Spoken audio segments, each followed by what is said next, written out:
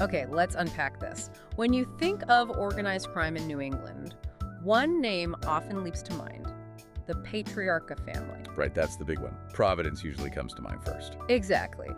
But what if we told you that the full story, particularly its deep, complex, and often really bloody ties to Boston, is far more intricate, more deeply rooted, and maybe more significant than most people realize? Mm-hmm. This isn't just a tale about Providence. It's a narrative woven directly into the very fabric of Boston's underworld. It's impacted its streets, its power structures, its hidden history for, well, over a century now. A very long time. Here at the Deep Dive, our mission, as you know, is to cut through the noise, take your sources, whether they're articles, research papers, personal notes, whatever you've got, and extract those golden nuggets of knowledge that truly make you well-informed. Get right to the core of it. Today, we're diving headfirst into the history of the Patriarca crime family.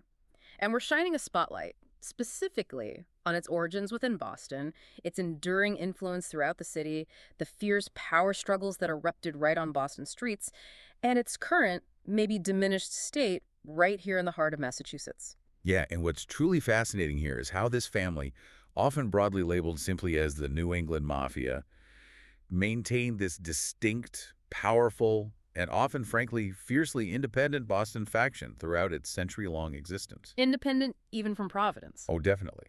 This Boston branch frequently found itself competing, sometimes even warring, with its Providence counterparts for ultimate control and influence.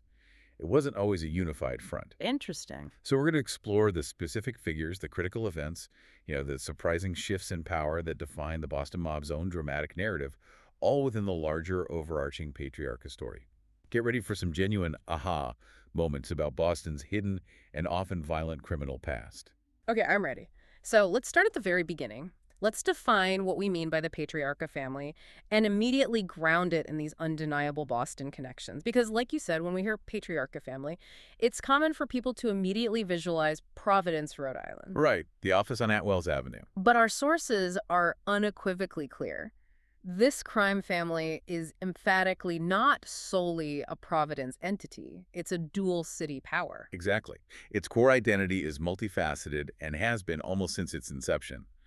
While it's certainly known as the Providence Mafia, or simply the Office, referring to that infamous headquarters, it's just as widely recognized by names like the Boston Mafia, the broader New England Mafia, or probably most accurately, the Boston Providence Mafia. Boston Providence Mafia, that really says it all. It does. And this immediate clarification sets the stage for why Boston has always been such a central, pivotal player in its entire sprawling history. It wasn't just an outpost, it was like a co-founder. Right. And their operational territory truly emphasizes this broader foundational scope. We're talking about primary criminal activity stretching across Massachusetts, Rhode Island, and Connecticut. The core three states. But don't let that geographical focus fool you into thinking this was merely some small, contained regional operation. Our sources show they had substantial additional reach throughout the entirety of New England. Oh yeah, way beyond those core states. And extending into surprising ventures, like establishing illicit interests in Las Vegas casinos, and even reaching down into the sunny expanses of South Florida. Vegas and Florida, wow. Yeah. And Boston, as we'll see, was consistently a crucial hub in this expansive, often highly profitable criminal network. That broader territorial reach is absolutely key to understanding the family's wealth and longevity. It demonstrates that even when the central leadership might have been technically based in Providence, the family's financial and operational strength relied heavily on its entrenched presence in other areas. Made sense. Diversification, right? Kind of, yeah. And Boston, by almost every measure, was arguably its most valuable asset. A consistent generator of illicit revenue outside of the immediate Providence sphere. The real cash cow, maybe. Could be. And this brings us directly to the family's fundamental, almost inherent structure. Two distinct factions, one based in Providence, Rhode Island, and the other, just as powerful, just as resilient, and just as enduring, was based right here in Boston, Massachusetts. Okay. Understanding this persistent duality, this continuous push and pull between two power centers, is absolutely crucial for grasping their entire century-plus history. It's incredible to think that this intricate criminal organization traces its roots back over a century. Its official founding is cited around 1916. 1916, that's a long time ago. And interestingly, it wasn't just established in one singular location. Its founding is officially cited as occurring in both Boston, Massachusetts, and Providence, Rhode Island simultaneously. Here, right there, from the start, both cities. From those very earliest days, they were engaged in a diverse and highly lucrative array of criminal activities that generated their immense illicit wealth. We're talking about the classic mob rackets that defined the era.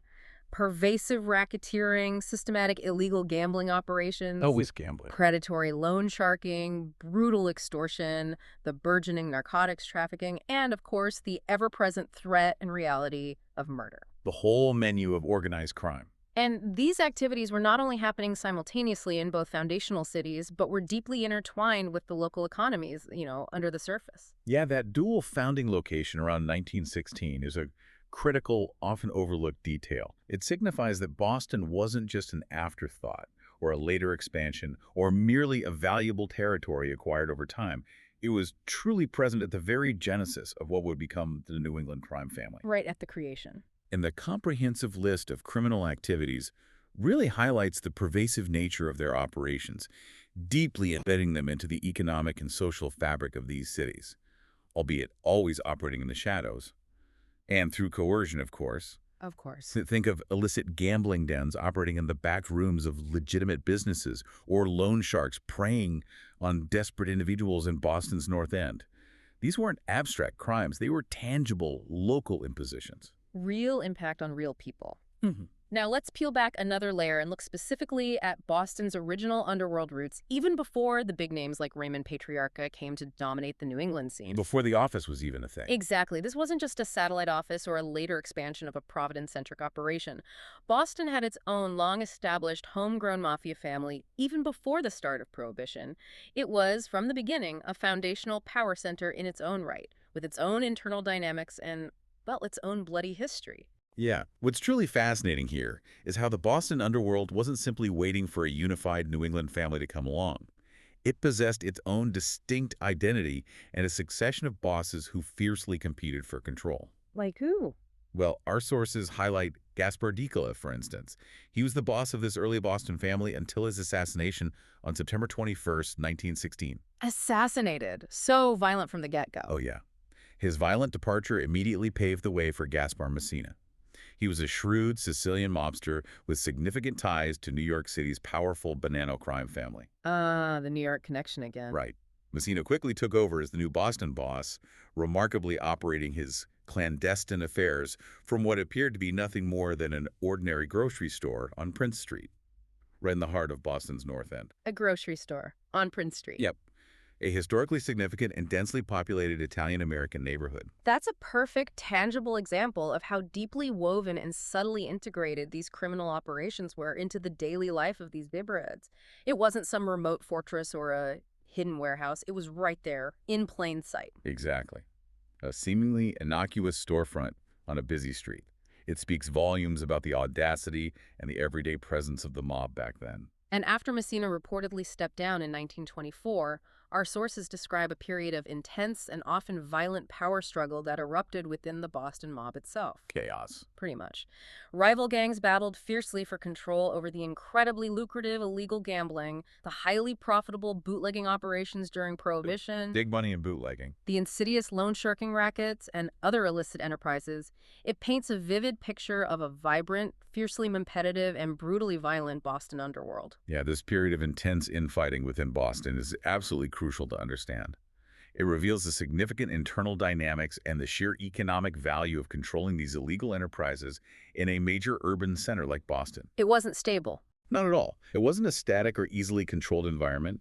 It was constantly shifting, constantly contested, based on who could assert dominance through force, cunning, and strategic alliances. Yeah. This was Boston's underworld truly defining itself. And out of that chaos, a formidable figure emerged.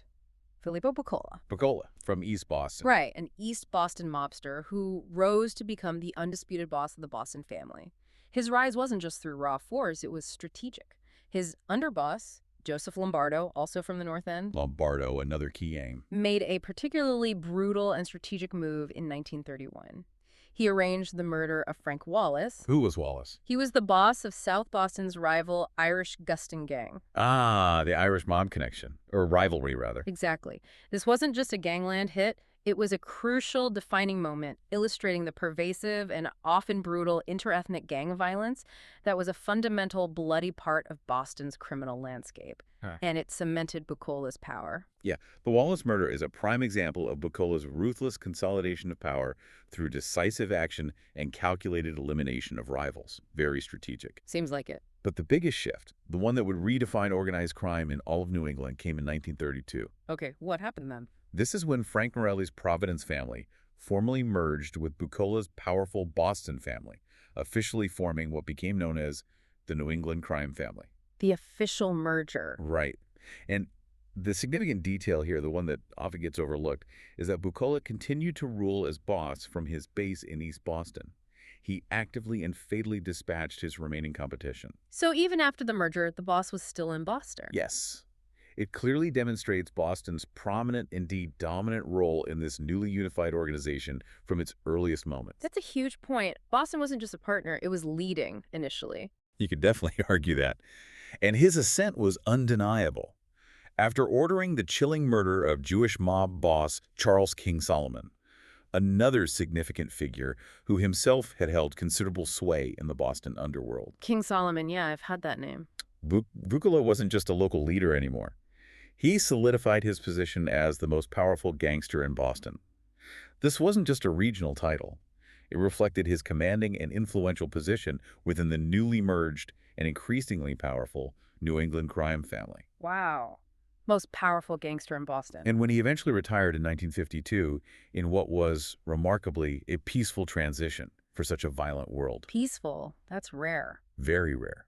He held a grand party that specifically celebrated Raymond Patriarca's ascension to boss. So Bucola essentially handed the reins to Patriarca. Seems that way. This event highlighted a truly unique, almost diplomatic transition of power from a Boston-based leader, Bucola, to the next generation in Patriarca. It undeniably demonstrates Boston's foundational leading role in the family's early formative decades. Okay, so Boston was foundational, even dominant early on, which makes the next part even more interesting. Because in 1956, Raymond Patriarca made what proved to be a truly pivotal, defining decision for the family. A big move. Right. He relocated the family's official perceived base of operations to Providence, Rhode Island. He famously used the National Cigarette Service Company and Coinomatic Distributors as a legitimate-looking front. The vending machine company. Yeah, a place famously known to family members, quite simply as the office. The office. Iconic. This relocation undeniably marked a significant shift in the perceived center of gravity for the Patriarca family, moving it away, at least symbolically, from its Boston roots. Yeah, this relocation to Providence in 1956 is indeed often cited as the moment Providence became the undeniable central headquarters. And it's true, Patriarcha's notoriously strict and ruthless leadership solidified his iron-fisted control from the office on Adwells Avenue. He ran a tight ship, by all accounts. Extremely tight grip. Famously didn't allow any other mafia organizations to operate in New England. But despite this new Providence base, it's absolutely crucial to understand that the family continued to exert tight control over organized crime in major Massachusetts cities like Boston and Worcester. So the boss is in Providence, but Boston is still a major hub. Absolutely. Their influence, their financial exploitation, and their command over Boston's rackets remained immense, even with the geographical shift of the boss's primary residence. The money, the muscle, and many of the key players were still firmly planted in Boston. Right. That highlights a critical distinction, doesn't it, between a formal headquarters and where the real operational muscle, the most lucrative rackets, and maybe the majority of the money might actually be generated. Exactly. Even under Patriarcha's famously centralized and authoritarian rule, Boston remained absolutely critical to the family's financial operations and its overall power structure. It was the cash cow, the major urban hub, where illicit activities could truly thrive. A reliable source of income. Definitely. And speaking of Boston's enduring vital role under Patriarcha's reign, we have to talk about Gennaro Angelo. Angelo, the Boston powerhouse. That's him. He served as Patriarcha's longtime underboss and wielded immense, almost unparalleled influence right there in Boston. Underboss, so second in command, basically. Effectively, yeah, especially concerning Boston operations. He controlled an extensive, highly lucrative illegal gambling network right there in Boston, spanning everything from numbers games to illicit sports betting. Huge operation, Big money in gambling. always. And his initiation into the family is quite revealing of the power dynamics. Apparently, he paid Patriarca $50,000 up front, a significant sum back then, and then agreed to pay an additional $100,000 annually. 100 grand a year just to operate. Well, it wasn't just a simple membership fee. It stemmed from a prior incident where Angelo had been shaken down by rival mobsters in Boston. He needed Patriarca's powerful backing to secure his operations. Ah, so he needed protection. Exactly. Patriarca, recognizing Boston's vast potential, stepped in, and in doing so, turned Angelo's troubles into a lucrative, consistent revenue stream for the entire Patriarca family. It clearly exemplifies just how financially crucial Boston was to the family's overall stability and wealth. Angelo essentially ran Boston like his own highly profitable subsidiary for Patriarca. Wow. And for those of you who might be familiar with the more recent pop culture depictions of Boston's notoriously violent underworld, Angelo has a direct and vivid connection. Right, the movie. Yeah, he's famously portrayed in the 2015 biopic crime film Black Mass, where he's depicted as the formidable leader of the Boston branch of the Patriarca family, actively and brutally feuding with the infamous Winter Hill Gang, led by none other than the notorious James Whitey Bulger. Boulder, another huge Boston name. That film, despite, its dramatic liberties, really brings to life the intensity, the treachery, and the sheer brutality of the Boston mob scene during Angelo's powerful reign. Yeah, that portrayal, while a dramatic adaptation, definitely captures the essence of Angelo's power and the complex web of alliances and rivalries in Boston at the time. It's also worth mentioning Enrico Tamaleo. Tomaleo, another Boston guy. Yeah, another of Patriarca's longtime underbosses, also a Boston native, and a key figure in the family's leadership until his imprisonment in 1968. So multiple high-ranking guys from Boston, even when Patriarca was in Providence. Consistently. It highlights a persistent thread of powerful Bostonians within Patriarca's inner circle, reinforcing that despite the Providence headquarters, Boston remained an indispensable fount of leadership, loyalty, and, maybe most importantly, revenue. Makes sense. Now let's talk about the immense pressure law enforcement started to put on organized crime across the country. This had huge consequences, right? Oh, massive. And Boston played a direct, often bloody role in the internal consequences of that crackdown. U.S. Attorney General Robert F. Kennedy, with his aggressive assault on the Mafia starting in 1961, truly put immense, unprecedented pressure on the entire Patriarca organization. Yeah, RFK really went after the mob. That sustained federal crackdown led to significant game-changing breakthroughs for law enforcement. One of the most significant and ultimately tragic was Joseph the Animal Barboza. The animal doesn't sound friendly. No. He was a ruthless Patriarca family hitman who turned government informant in 1966. Turned an informant. That's huge. Devastating for the family. His testimony provided an inside look at their operations and directly led to Patriarca and Tamaleo's indictment in 1967. Wow, so he brought them down. He certainly helped significantly. But here's where this story connects directly and violently back to Boston. Barboza was later murdered out in San Francisco on February 11, 1976. Murdered, even after informing. Oh yeah, by Joseph J.R. Russo, a prominent Boston mobster. J.R. Russo. Okay, remember that name. Definitely. This act of cold, calculated retaliation, reaching all the way across the country, clearly highlights the violent internal consequences of betrayal. And it points directly to Boston's crucial involvement in the family's most brutal enforcer actions, regardless of where the boss was geographically located.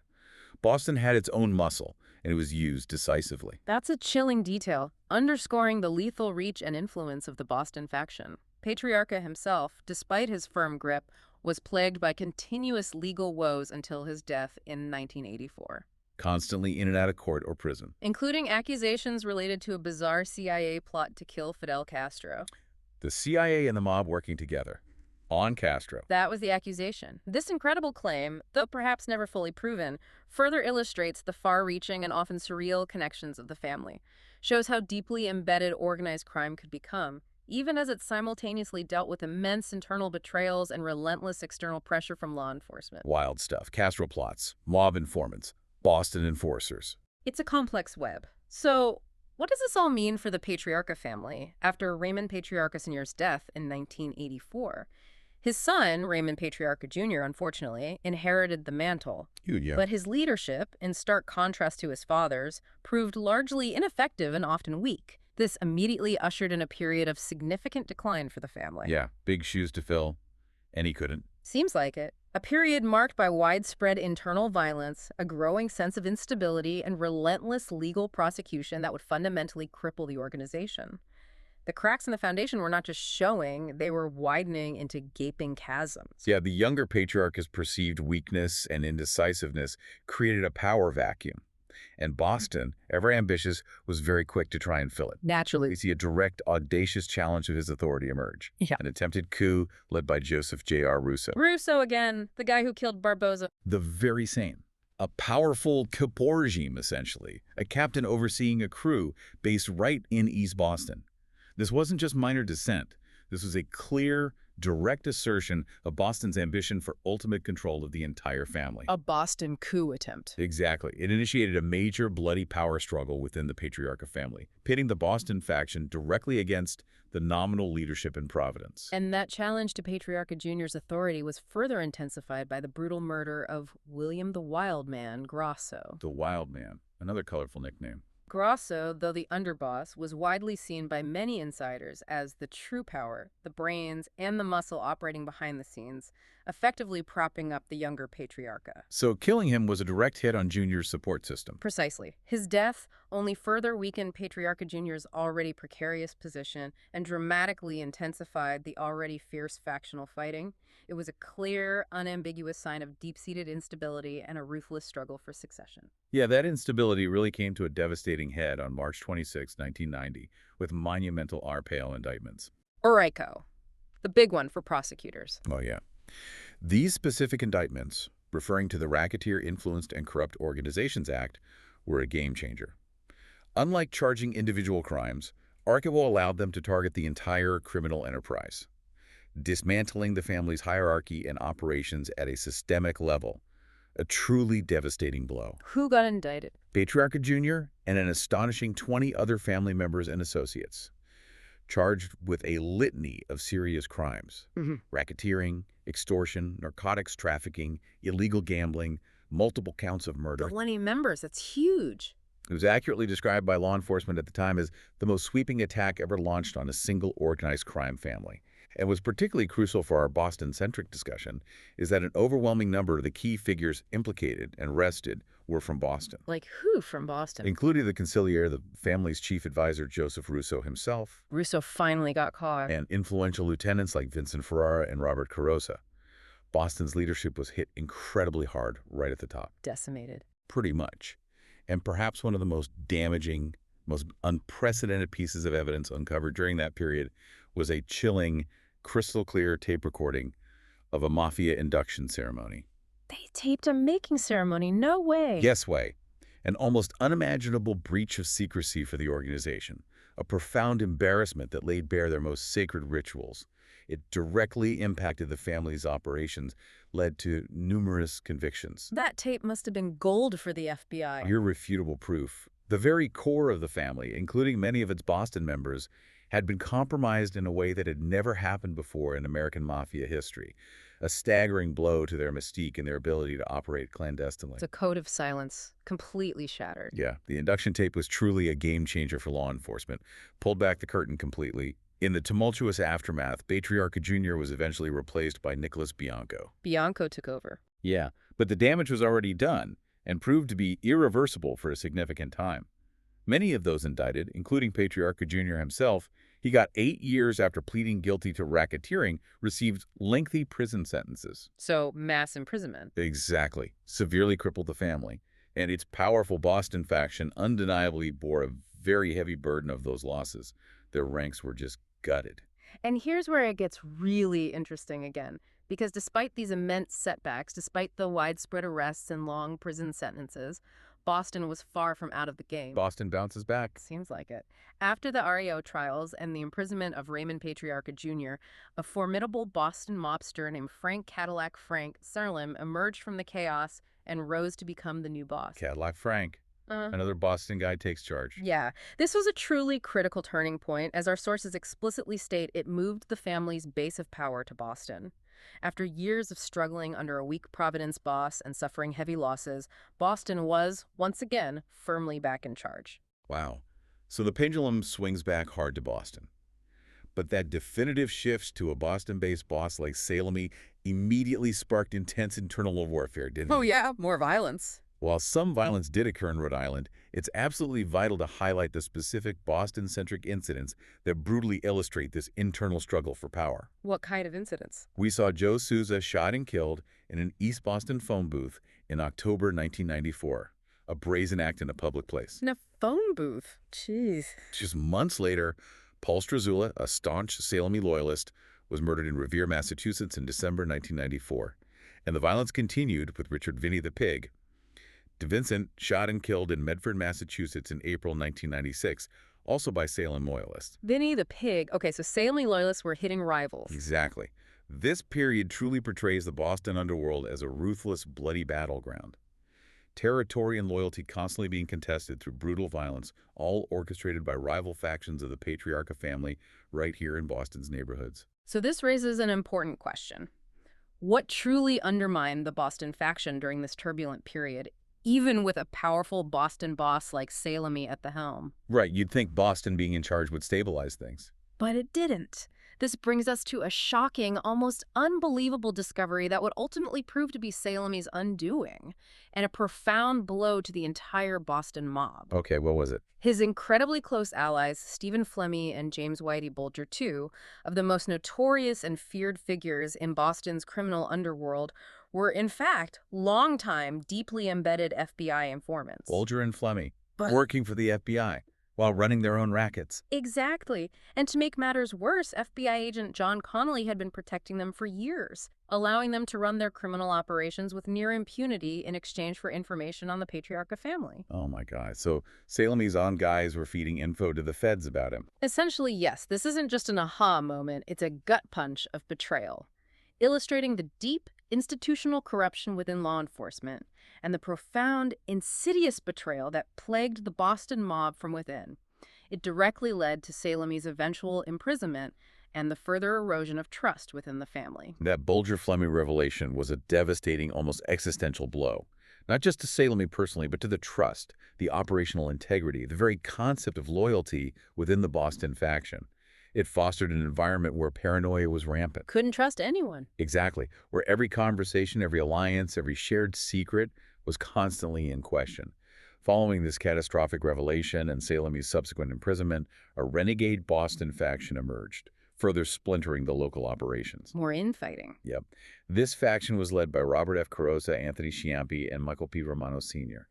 They actively waged war on the remaining Salemy loyalists, plunging the local Boston mob into deeper chaos and further destabilizing its already weakened operations. Chaos on top of chaos. Pretty much.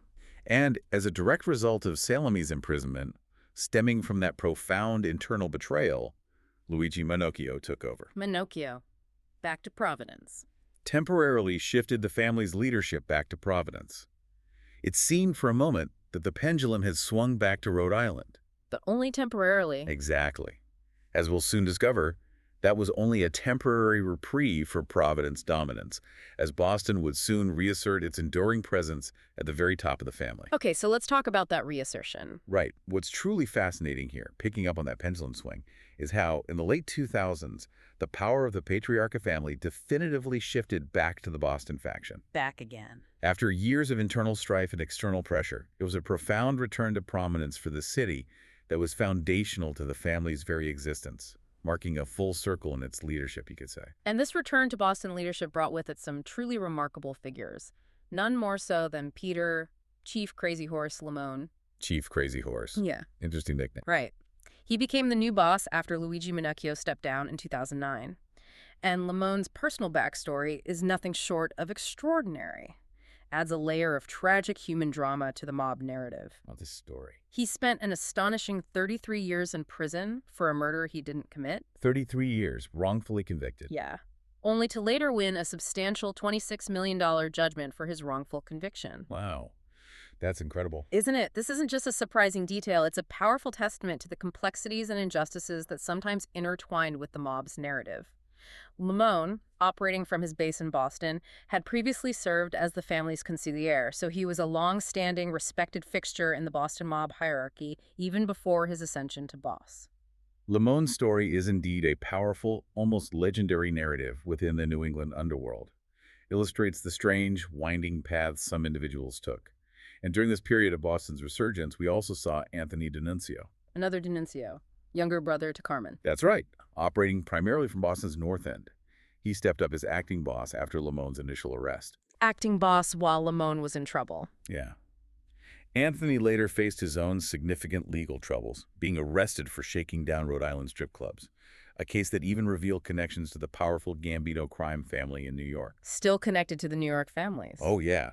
This incident not only illustrates the continuing pervasive activity of the Boston faction, but also their enduring ties to larger national crime syndicates.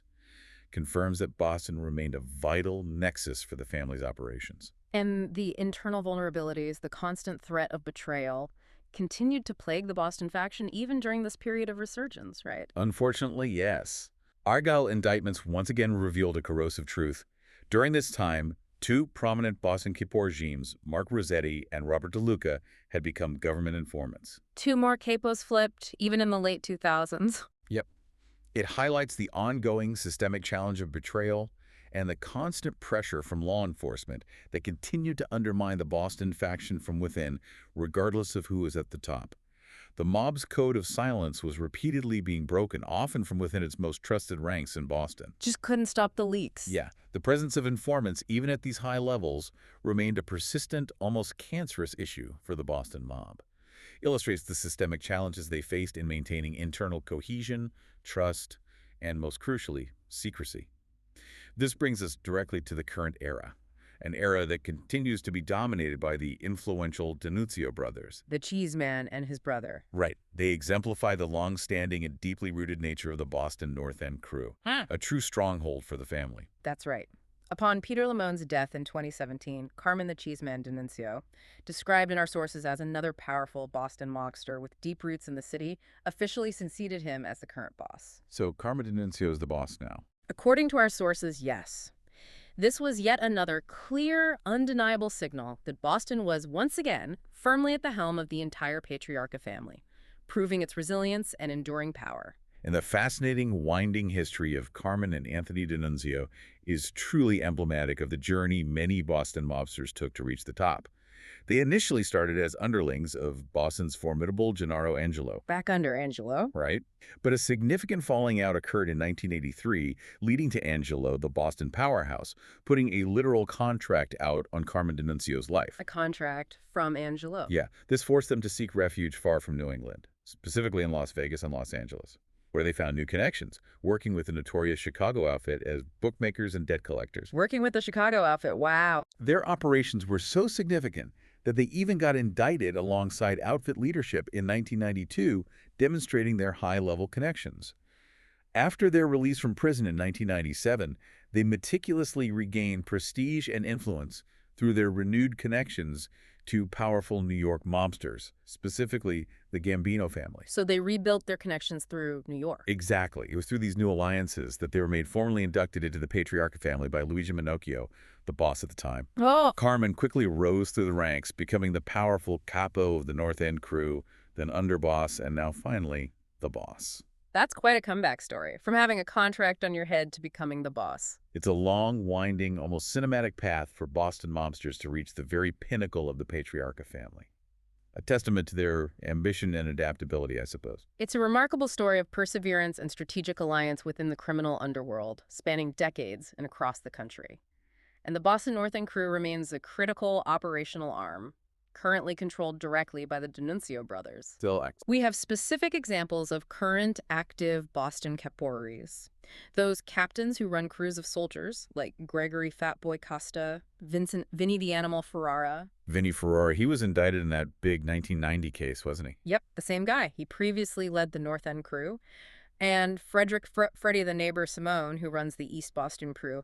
These are significant figures who are, or were very recently, actively operating and commanding influence in Boston's criminal landscape. And what truly brings this to life, illustrating the enduring continuation of mob traditions right in the heart of Boston, is the vivid detail of a July 2015 making ceremony. Another making ceremony in 2015. Yeah. This highly secretive ritual, where new members are formally inducted into the family, was held in the clandestine, dimly lit basement of a North End restaurant. A restaurant basement? Seriously? Seriously. There, Carmen D'Annunzio personally inducted his nephew, Louis Baby Cheese D'Annunzio, Jeez. Okay. and two other Boston-based protégés, Johnny Scarpelli and Salvatore Tea Party Tormarino. The fact that this event, a core ritual of the Mafia, was attended by top Boston and Providence leaders underscores the enduring significance of Boston as a central hub for the Patriarca family's operations, its traditions, and its continued, albeit diminished, efforts at recruitment.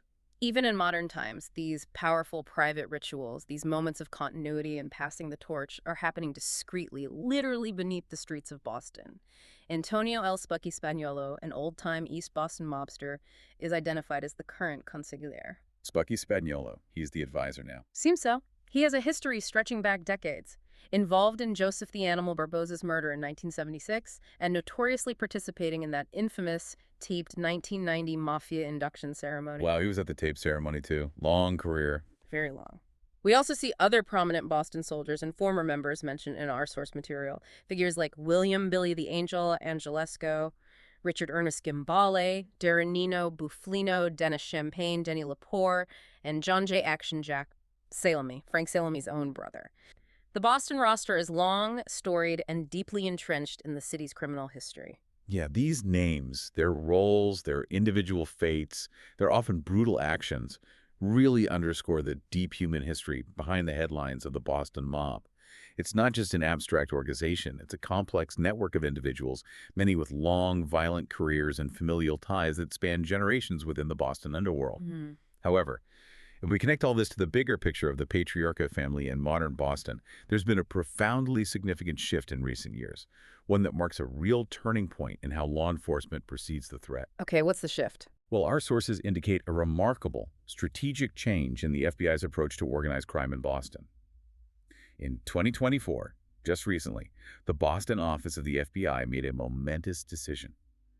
It disbanded its dedicated organized crime squad. Disbanded the OC squad? Yeah. Really? Yeah, reassigning those experienced agents to other, now higher priority threats like terrorism, espionage, and cybercrime. This signals an astonishing pivot in law enforcement strategy. It strongly suggests that the traditional mob, as we've known it, is simply no longer considered a primary pervasive threat to the city. Wow, that's a huge statement from the FBI. It really is. And the expert commentary from the sources reinforces this dramatic shift, painting a rather stark picture. Former federal prosecutor Fred Weishak is quoted stating unequivocally that there is not much of anything left of the Patriarca family. Not much left? Why? He attributes this decline to the systematic destruction of leadership over decades and a profound lack of strength or credible individuals to fill that resulting void.